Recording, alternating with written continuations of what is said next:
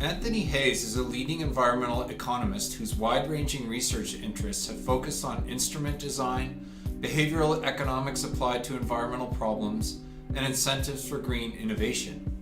Dr. Hayes is both a professor of economics and a Canada Research Chair in environmental economics at the University of Ottawa. He is, or has been, a fellow of universities including ENCORE, Nuffield College, Oxford, and many others, and he is currently the Associate Editor of Environmental and Resource Economics Journal. He recently spoke at Memorial University as part of the Environmental Humanities in the Public Realm workshop held in May 2018. He discussed his latest research, which involves the impact of urban air pollution on various socio-economic outcomes. Welcome to the 7th episode of Crosscurrents, a continuation of our series of podcasts on our recent workshops. Crosscurrents is a podcast of Memorial University's Nexus Center for Humanities and Social Sciences Research. My name is John Sandloss, and I'm the director of the Nexus Center and also the host of the podcast.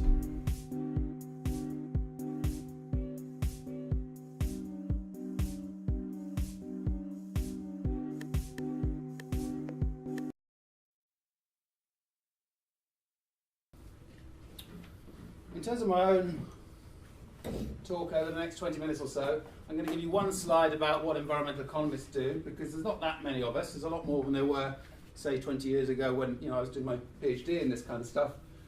But it's still slightly outside of the mainstream.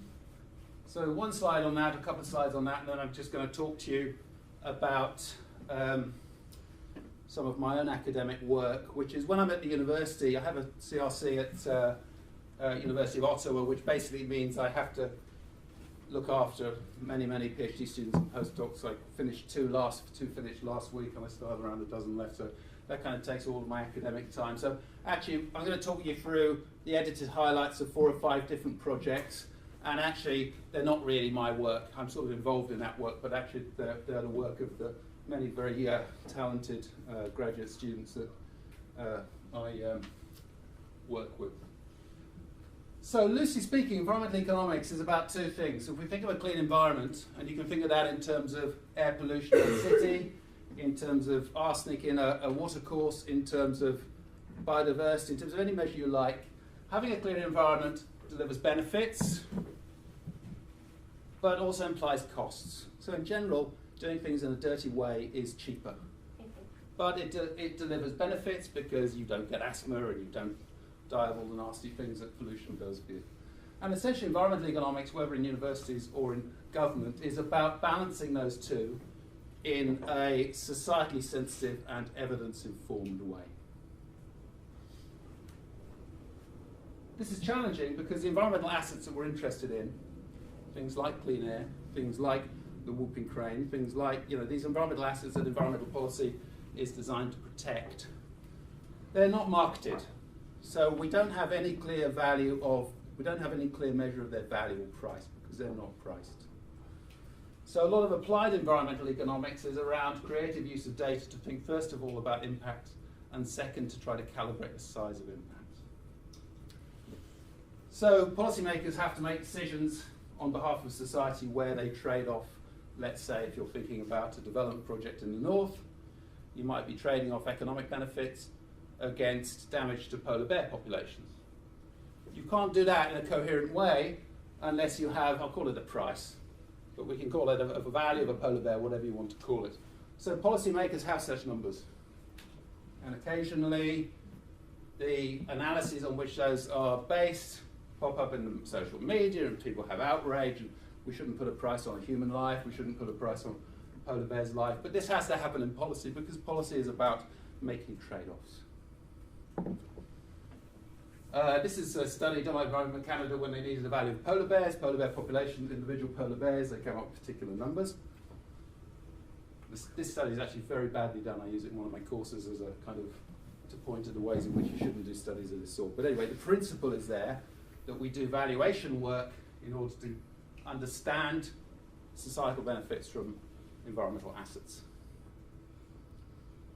Carbon, much talked about, and again, how do we price carbon? How do we value carbon? Everybody in this room uses lots and lots of carbon. Actually, we're all well up in the right-hand tail in terms of our carbon footprints in this room. That's fine or not fine. But from a policy perspective, how do we think about carbon footprints and carbon costs and benefits? Standard way nowadays is to think about the social cost of carbon. Environment Canada adopted such a number about 4 years ago, and that informs any decision making by the government, by the federal government, that has a carbon implication. And it's pretty hard to think of policy interventions that don't. So in a lot of my policy work is in that kind of space, trying to inform these numbers and not just make up numbers, but actually try to have methodologies that allow you to develop values that have some sort of societal evidence base. It's not easy. Of course it's not easy. That's enough about other environmental economists. I'll talk about now what I do. I'm working in a new area that's so new it doesn't really have a name, so I've put inverted commas around this, biology and economics. So really my objective is to think about the agents that populate standard economic models, not as necessarily optimizing agents, but as animals. So having a biological basis, having emotions, having hormones, having all these types of things. And in terms of environment, this is interesting because the environment in which you sit can affect you in all sorts of different, including physiological ways. So epidemiologists have kind of done this, and a lot of health economists do this. Effective pollution on health outcomes like children getting asthma, old people getting dementia, middle-aged people having heart attacks, those types of things. That is essentially what epidemiology is. And my line of research is about doing the same kind of, having the same kind of thought process, but on the left-hand side, putting non-health outcomes, economically and or socially important outcomes on the left-hand side. And asking questions like, does having a polluted environment, or I'm working more and more, not on climate, but on temperature, does exposure to extreme temperatures affect the human condition, human outcomes in ways that we should care about? Throughout economics, we're obsessed by causality. You go to any city in the world, the children who perform worst at school live in the dirty parts of the city. That's just a fact. You go to London, Tokyo, wherever you go, that's going to be true. I'm not really interested in knowing that. That's a correlation. I'm interested in knowing whether a child living in a dirty part of the city makes them do badly at school. That's about causal inference. Much harder. Economists have a pretty good tool set for doing these kind of causal inferences, and those are the methods. I'm going to talk to you about methods as we go through, but these are the techniques that we're using.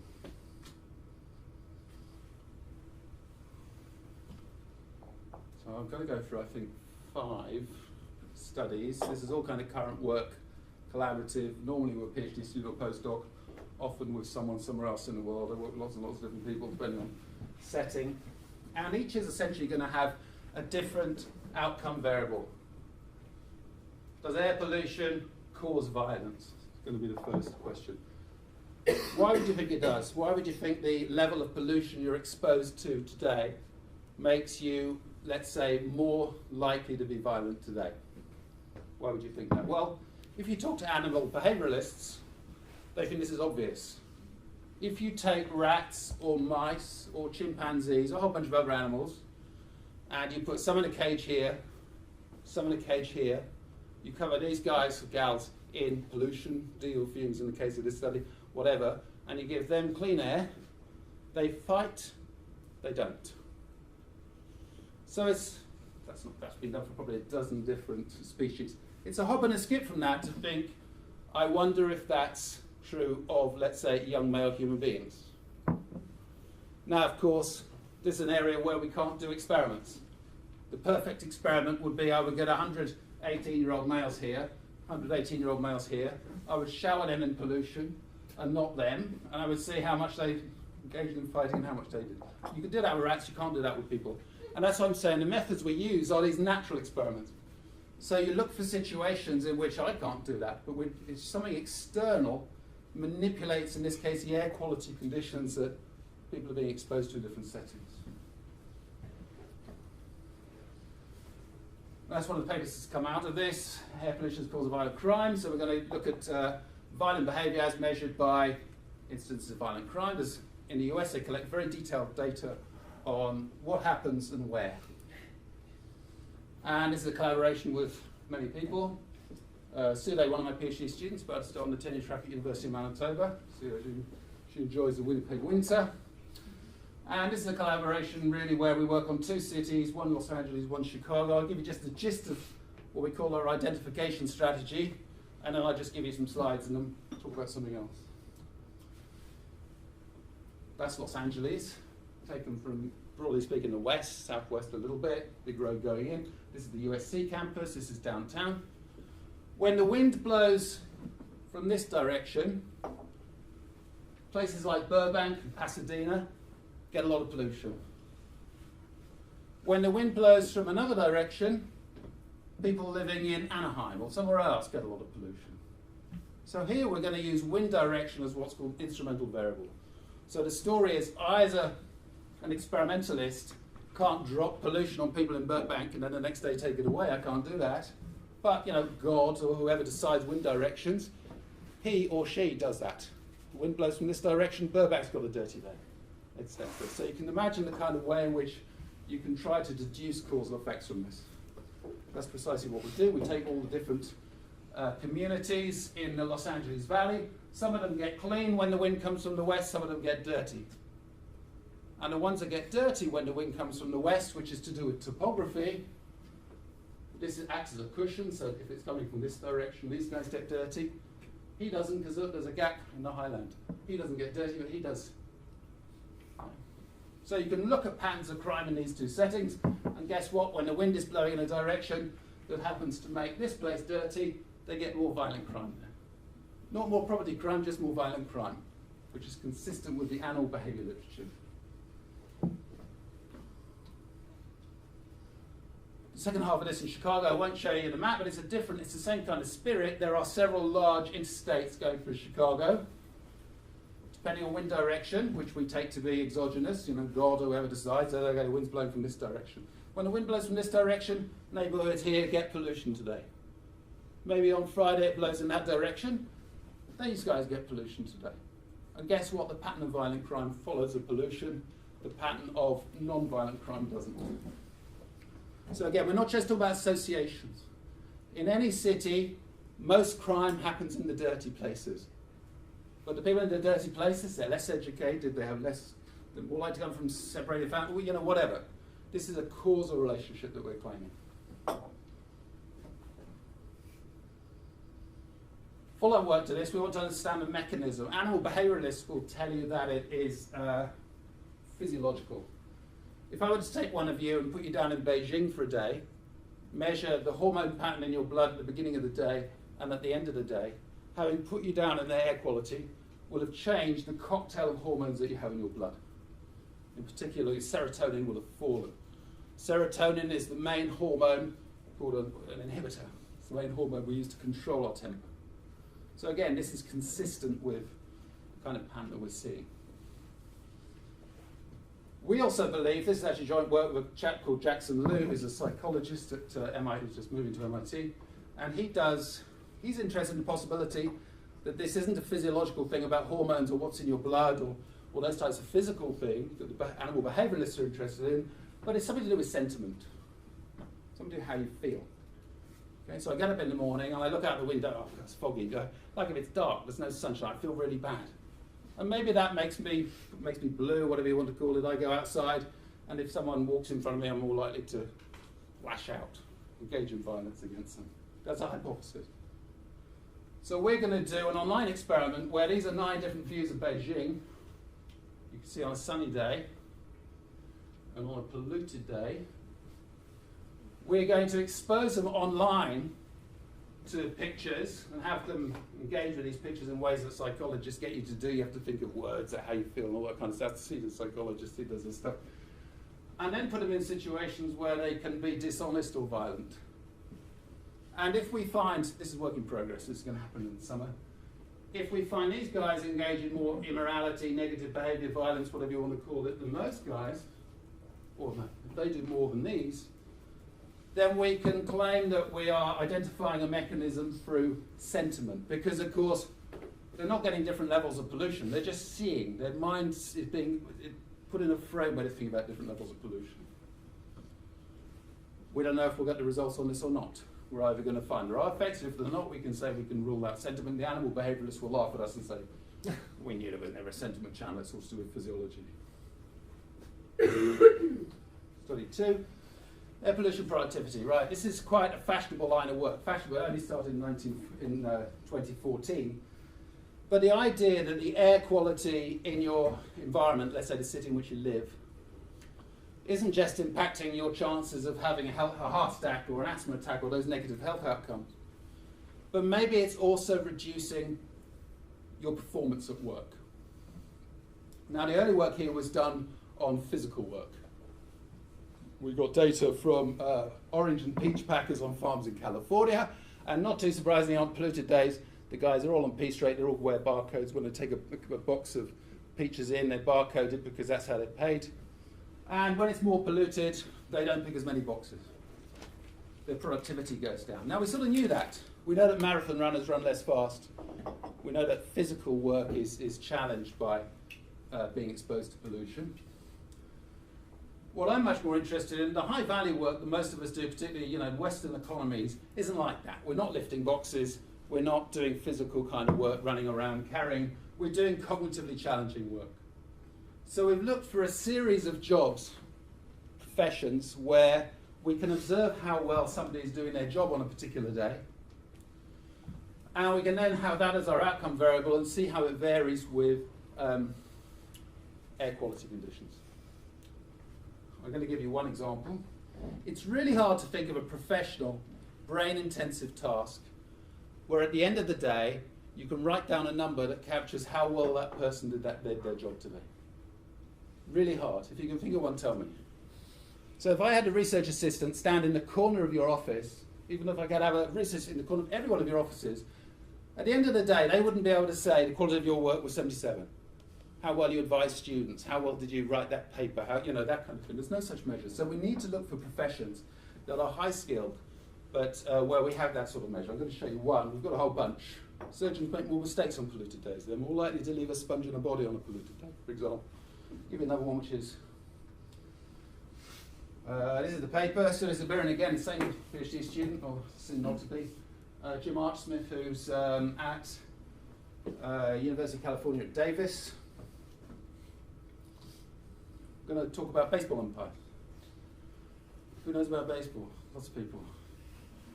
So there are baseball umpires who stand behind the plate and they're paid a lot of money. They're paid between $1.3 and $500,000 US a season. This is a very highly skilled profession. And we're going to observe them in their workplace, which is to say, in a baseball game. The main part of their job, and the one that is mainly incented in their labour contracts, is to call balls and strikes. I'm the pitcher. I pitch the ball. If it goes through here, this is imaginary. He doesn't get to see this. This is an imaginary box defined in this sort of way. He has to call strike. And if it's anywhere outside, he just says nothing, and that's a ball. That's 90% of the job for which he, and they are all male, get paid between $1.3 and $500,000 as someone to do. It's very highly skilled. Since 2008, there he is. That's one of the umpires. This is what they do. Since 2008, at every Major League Baseball stadium in North America, there's been something called pitch FX technology, which is a battery of 28 cameras, which actually tells you to within 1/4 millimeter where the baseball went. And if you ever watch baseball on television, that's the data that feeds into here. So all of a sudden now, at least since 2008, we know exactly how well that umpire did the job. We know how many mistakes he made of wrong calls, and after each game we can construct a map. This is the map for 9th of April 2008, Philadelphia Phillies against the New York Mets. And we know who the umpire is, and we're going to know things about him like his age and his experience. So we're going to be able to see if these effects, let's say, vary across age groups and so on. BMI. Turns out BMI matters for the effect of these things on you. And you can see the black ones are the mistakes. So the black triangle means the pitch went here, but he called strike. Oh, that's a mistake. Okay, hitter doesn't like that. And the black circles are the ones where actually, you can see it's going through this box, but he's called it as going outside. Then the pitcher doesn't like you. we can construct this map for every baseball game played in every one of the 32 stadia in North America, and they play 134 games a season each. There's a lot of games. This is a big data exercise. Data points. And that's our output variable for this particular study. And we can see the probability of making correct calls as a function of the air quality exposure that the umpire has had. Because think what the perfect experiment would be. I would take an umpire and I would drop him into Philadelphia one day, dirty air in Philadelphia, and then I would drop him into somewhere much cleaner. And I would vary. Well, that's exactly what Major League Baseball do. They sit down in February and they draw a schedule for these umpires. And the umpire goes day to day to different places, is exposed to different air quality conditions, and we can see how he does his job. And he does his job worse on polluted days. The kind of reason some people in the profession are excited about this one is because we find big effects for carbon monoxide. And traditionally in this literature, been particulate matter, PM2.5, which kind of soot and dust and these sorts of things, which is thought to matter, does matter, but we also get significant effects for carbon monoxide. They come from different places. As a policymaker, this matters because, you know, this comes basically from automobiles. This comes from anything with an engine. And different pollutants come from different places. Study free. Okay. Okay, Anthony, you've told me that that is a high-skilled, cognitively demanding profession. It is, but it's kind of a bit responsive. Stand there, and I see if I think whether the pitch went through an imaginary box. It's kind of about spatial awareness. It is a skill, but it's kind of a particular type of skill. What about something that's more creative? So again, we've tried to find professions where we can get a metric for how creative, how well somebody is performing in day by day. And the one I'm going to show you is we look at members of parliament. We're in Canada, so there's an Ottawa example. We downloaded all 119,225 speeches made in the Canadian House of Commons between 2006 and 2011, and we applied a large battery of tools that linguists have for these textual and stylometric analysis tools. We're kind of scoring them. How well is the person speaking? What's their complexity of speech?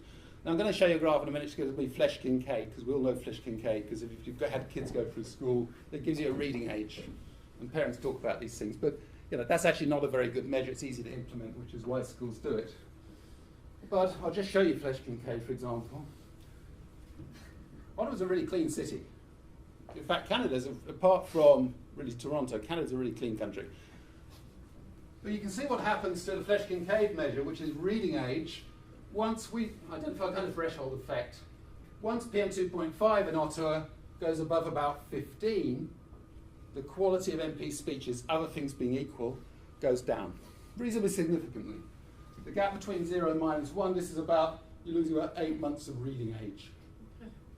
Okay, reading, if you've had kids, you know about these reading ages, and you've got a kid in grade 11 and they get a letter from the province saying, actually your kid's speaking age is grade 9, and you're going to go and see the English teacher and all that kind of stuff. Well, actually, for MPs, you can see we're seeing quite a substantial effect once we get over here. Why would this matter? Let's say, you know, MPs talking, who cares if they're talking in a good way or not? You know, well, let's say this would spill over into all of the other professions where communication and speech is important. Teaching, radio broadcast, whatever you like. Now, we don't know. We know for MPs in Canada. We can't, you know, the external validity is something we'll have to debate. But let's say this spilled over, and let's say the quality of communications by teachers went down by 5% every time pollution went above 15. That would imply a big social cost. Instead, just to calibrate you. So in the history of St. John's, you've never been past about 5. Unless you're going to put your face next to a pickup truck or something. If you go to Beijing, so I haven't looked up today, but if you go to Beijing, you can find real-time PM2.5 data. It rarely goes below 150. Okay. And sometimes on peak days, it goes above 500-600. It got to 999 last December, which is, it wasn't actually at 99, it's just the capacity of the meters that they use to measure it, that's capacity.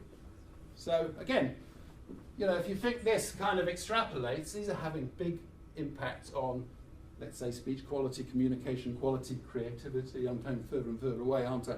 Claiming external validity of people who live and are exposed to those types of things. And again, this is causal. This is causal. It's a pollution causing this. And that's, we have a bunch of flesh and gate is one, but there's a whole bunch of different measures. I don't really know what they are. They're all a different menu item on this sort of linguistic software. And I can tell you that they all point to significance, and the impact is largest on older MPs, and the impact is larger on MPs obviously making less scripted speeches. So let's say responses to questions. If part of what I'm saying is written down, then that's kind of easy. I'm just following words. A couple more. Okay, let's think of another human outcome we might be interested in. Sleep quality. 5 billion people in the world, most of them spend, what, a third of their lives sleeping. This is evolutionarily kind of an important activity that we do. How do we think air pollution might impact the quality of our sleep? Oddly enough, there's not a single research exercise ever been done to ask that question. But we know that exposure to air pollution affects, let's say, it can irritate the lungs, it can irritate the eyes, it can change hormone levels. It's quite plausible this could change your sleep quality, which we presumably care about. And also, that might affect your productivity, let's say, tomorrow. Or how well your kid learns in the classroom tomorrow. So this stuff's going to matter if we find a link. This is with another one of my PhD students. They both finished last week. Minging Zhu, she's off to a very cushy job at University of Peking. Peking U, or how they call it. Now, what do we want? We want data. I would like, we do this in China, we do this in 10 large Chinese cities. What I would like would be to be in every Chinese person's bedroom, and at the end of each night be able to have my RA in every one of those bedrooms write down a score for how well that person slept. And that would be, I would look for variations in that and find the causal effect of air quality during the night or the day before on this. I can't do that for a range of issues, funding, ethics, probably others. So we're going to try to find approximate data using, I have used Facebook for some projects, so we're actually going to use Weibo. Who knows what Weibo is? Chinese Facebook. Chinese Twitter. People say that, people say Chinese Twitter. It's not, it's bigger than Twitter. Twitter is the American Weibo. Okay, so Weibo is something a bit like Twitter. You get some characters, and they use it all the time, especially young people, especially the expensive kind of high-income, tech-savvy kind of people. So kind of the high productivity people in the Chinese economy, and we sell this as the strength of the paper, right? These are the people who the Chinese government should really be caring about. They're the movers and shakers. What do we do for a study? We develop a measure of sleeplessness where there's only two ways. This would be hellish hard to do in English on Twitter. But in Chinese, typical Chinese person, only an educated Chinese person knows between 2,000 and 3,000 characters. And a real benefit of this to research in this sort of area on these sort of social media metrics is that it means there's not many different ways to say things. If I'm up in the middle of the night and I want to tweet about it, I sleep well and I don't tweet, so this wouldn't be me, but let's say somebody did, and I go to Twitter, you know, what would I write? There's 100 different ways you can think about, oh, I'm not sleeping very well tonight. In Chinese, it's 2. Okay? So we're able to look for the frequency of use of those two glyphs in each of our 10 cities every night for however long we've been doing this, 4 years. That's our outcome variable. That's our measure of sleep quality, a population measure of sleep quality. It's not perfect, but it's probably not bad. It's probably pretty well correlated with, in general, how well people are sleeping in that city on that night. That's our outcome variable, and I can look whether variations in it are explained by, well, PM2.5 is the one we're interested in this paper, and these positive numbers mean that it is. The multiple stars are the levels of statistical significance, so 3 stars means you can say that that relationship is there more than 99 times out of 100. It's 1% confidence intervals. We do it for PM2.5, also for the air quality index. The AQI is kind of it adds together all the pollutants in some way and tells you in a sort of more generic sense how dirty the air is. In general, we're more interested in being able to pull out a particular pollutant. So, outcome is sleeplessness, positive and significant numbers is telling you that the effect is in the direction of more pollution means more sleeplessness. In terms of effect sizes, if you go from the 25th percentile to the 75th percentile, so if you lined up all the days in Beijing from the cleanest to the dirtiest and you had 100, and I went from 25 to 75, sleep quality would be damaged by between 10 and 15%. So it's a substantial effect. It's not just statistically significant, it's economically and socially interesting. If you think sleep quality is important. One more. Oh, okay. So I'm not going to think about pollution anymore. I'm not going to think about climate, because we don't observe climate, we don't experience climate. What we experience is weather. And a dimension of weather that I'm interested in is temperature, in particular extreme temperatures, extreme heat. The median Indian now is exposed to an average daily temperature that hits 100 degrees Fahrenheit 29 days a year. By the end of the century, according to Hadley model, which is a well-respected climate model, that's going to be 110 days. So it's interesting for us to think about, when I put a human being down on a really hot day, how does that affect their outcomes of interest? And the outcome of interest here is their ability to make decisions. We all make lots of decisions every day. When you go to the supermarket, when your kid asks you for money, when you all sorts of decisions we could have studied. And we have studied a bunch. The one I'm going to talk to you about is going to be the decisions made by immigration court judges in the US. They're professional judges. They make decisions. They're supposed to be good at making decisions. Not only that, and we regard this as interesting, when they're engaged in decision making, they're indoors in very protected from the outside weather and climate by very high quality climate control. So a lot of the reaction of kind of climate people will be to say, okay, well, if it gets really hot and there's lots more hot days, we'll just buy more climate control. These guys have climate control. And yet, beyond the climate control, we're still going to find substantial effects of outdoor temperature on the day of decision and whether the judge says yes or no.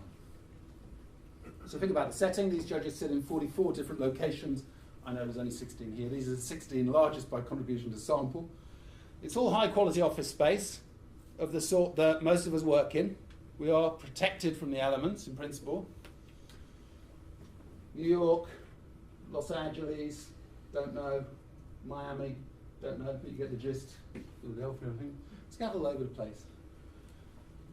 Applicants show up on a day, and importantly, they don't choose. It's not like, oh, it's a hot day, I'm not going to go today. They're told like 9 months in advance when to show up. So if you want to apply for asylum in the US, you're told right on the 9th of November, you're going to show up at the Philadelphia office and you're going to sit in front of a judge and explain why you want it. It should be the fundamentals of the case that determine that outcome, shouldn't it? It shouldn't be that if I, with a particular file, go in front of a judge on a particular date, something like how hot it is outside today, that shouldn't matter, right? Turns out it does. This is a non-parametric analysis. This is all causal.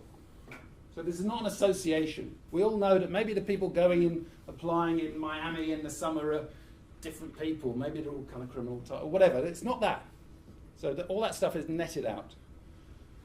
What we're finding is the chance that you get an affirmative decision, so your application is granted, goes down once you get past kind of comfortable. If you think of this as comfortable, once you get uncomfortable, your chance as an applicant of getting the answer you wanted goes down. We don't find cold weather effects. The human brain is less affected by cold weather. We have protective technology. Central heating in a house is much more effective than air conditioning in a house, or whatever your stories are. We don't see anything for cold weather. Interestingly, I'll put a gender spin on this because we were challenged by, this has just been accepted recently by the American Economic Journal, so we're extremely happy about that. And the challenge we got from the referee is, how can you tell this is something about the judge? We're claiming we are modelling the judge's decision making. It's a hot day, judge gets pissed off, whatever. Judge makes more hostile decisions. And they said, well, maybe it's not that. Maybe when the applicant comes in, it's a hot day, the applicant hasn't got a tie on, maybe he's got sweaty armpits, maybe he comes in looking a bit disheveled, or maybe it's something about the demeanour of the applicant that's driving this. And actually, it's nothing to do with the judge. It's quite a challenge. So the way in which we address this challenge is, if that were the case, if it was about the demeanour of the applicant, it shouldn't matter, characteristics of the judge shouldn't matter. In particular, it shouldn't matter whether the judge is a male or a female. Around about 2/3 of these judges are male, 1/3 are female. And this is a big data setting. We've got over 200,000 data points, so we have a lot of data on both male arbitrated cases and female arbitrated cases. Now, people who study animal brains, and indeed human brains, but mainly people who study rat brains and chimps' brains and stuff, they know that all animal brains, all human brains are impacted by exposure to extreme temperatures. We find it hard to get glucose to the brain. There's all sorts of things that physiologists understand. However, the effects are larger on females, for whatever reason. I'm not a physiologist, but the effects are particularly pronounced on females. I don't have a table for this, but when you do the equivalent graph for, when you do the equivalent kind of analysis for male arbitrated cases and female arbitrated cases, the rate of fall off of female judges is statistically significantly more rapid. So the way in which the female brain, at least if we're thinking about immigration court judges, is larger than the male brain, which is consistent with 5,000 papers about from people who have studied animals and the effects on brains. Again, economists are very careful about methodology, so they say, "Ooh, that's just immigration court judges. Maybe there's something particular about immigration court judges. Maybe they're just really kind of freaky type people, and maybe they whatever." So we did it as what's called an external validity exercise. We also did it for parole decision making in California. So again, the same kind of setup, where basically if I'm in a penitentiary in California, I get a date, and I get given a date a year in advance. I'm told a year in advance, on May the 2nd, 2019, Anthony, you're going in front of a commissioner, and he or she is going to decide if you can go home or not. You're going to apply for parole. That's kind of how it works. And again, when I go to that given location on that given date, if I go to Atlanta in the first week of June, it can be 100 degrees, it can be 65 degrees. So that's the variation we're identifying of. It turns out if it happens to be 100 degrees, which is exogenous, presumably, to anything to do with the fundamentals of my case or my file, if I go and sit in front of a parole officer or indeed an immigration court judge on a day when it's 100 degrees, I'm substantially less likely to get an affirmative decision. It's like 6 to 8%. So those are 5 little case studies. Each of those, if you want to read them, they come with kind of hundreds and hundreds of tables, and I've just got to show you a highlight picture really for each. What is the overarching conclusion of this line of work? This has kind of been my agenda for, I know I look really young, but actually I'm quite old, and I've been working on this kind of stuff for about 10 years. And it's really trying to understand how human outcomes that we care about, sleep quality, workplace performance, how well our kids do at school, whether we're likely to be violent, whether we're likely to engage in spousal violence, a whole bunch of outcomes, 30 or 40 or 50 I can name, whether those are sensitive to the environment in which we sit. Different elements of the environment, the ones I've talked to you today have been about really air pollution. Air pollution takes about half of my time probably. And also, as I say, extreme temperatures. Pushing that envelope of understanding, this is all new. There's never been a paper about pollution and violence. There's never been a paper about pollution and sleep. There's been 3 or 4 papers about pollution and productivity. So that's a sort of nascent body of work, but very recent. So pushing this envelope, as I'm doing with, as I say, I work with probably about 30 or 40 different people. I have a dozen PhD students, 2 or 3 postdocs. So I mean, I'm connected to lots of people doing lots of these types of study. But really we're interested in understanding the answer to that first dot. The methods are deeply multidisciplinary. This is what I'm saying. I mean, when we talk about multidisciplinarity, sometimes I'll go to events and people are multidisciplinary. It doesn't sound very multidisciplinary. This type of work, the work with the air pollution and sentiment, I couldn't do that without working with a psychologist. I wouldn't have the skills, I wouldn't have the equipment. I just couldn't do it. Understanding the mechanisms through sleep and productivity, through hormones and stuff, I could go off and train as a hormone person, but that might take me 6 years or 8 years. You can't do that without engaging, properly with people from those other disciplines. So this type of work is deeply multi-interdisciplinary, depending on how you like to say that. You have to make creative use. It's not so much making use of the data. There's 2 sets of skills. You need to be creative. Find a profession where every day you know how well they did their job. There's a creative step to say, you know what, baseball umpires, we have those cameras, I see them on TV, we can tell how well. And that kind of step. Or if data doesn't exist, go to Twitter, go to Facebook, there's imperfections in all data sources. But be able to think creatively about setting, and you need to combine that then. These are all big data settings. These baseball umpires, we have 2 million pitches. These court cases, I have 206 file. I mean, there's a lot of data, a lot of computing power when you're doing these things. So you need to combine that creativity then with an ability to do, the mechanics of working with it. And sometimes a couple of people I work with in the computer science department, there's a very good professor, also CRC at U of O, called Diane Engpen, who works on sort of digitization, all this stuff on stylistics with poetry and government, all this kind of stuff. She does a lot of that stuff. She has a natural language processing lab, and on some of this stuff I've engaged with her on this, because these are skills that I don't have these skills. You can't be skilled in multiple disciplines, I don't believe. I think you have to be good at one discipline and engage with people from others, which is what I've done my whole career. And again, as I started saying, really the agenda I think of behavioural economics, which has been going on kind of since the beginning of the 90s, and increasingly what I'm calling biology and economics, but Colin Camera, who's the leader in this sort of stuff at Caltech, he talks about humans as being wet machines. And we're trying to understand the human as a machine when exposed to a particular stimulus, put in a particular environment, how do they react? If you put some machines in a hot place or a cold place, they react differently. So this notion of trying to understand a human as if they were a machine, a wet machine, I use a nice metaphor that I have in my head. And I think that's probably it.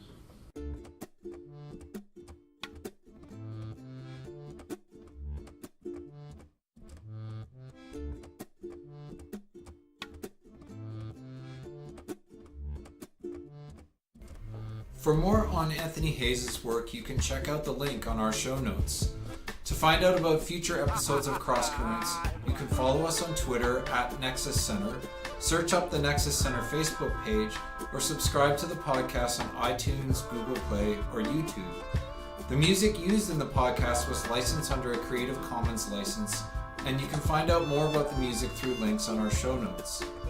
The Nexus Center is generously supported by the Faculty of Humanities and Social Sciences at Memorial University and the Vice President's Research Office. The Environmental Humanities in the Public Realm workshop was generously supported by a Social Sciences and Humanities Research Council grant and at Memorial University by the Faculty of Humanities and Social Sciences and also the Vice President's Research Office. Join us for episode 8 of Crosscurrents when we continue with our series of podcasts from our workshops on climate change and the environmental humanities. Hope to see you then.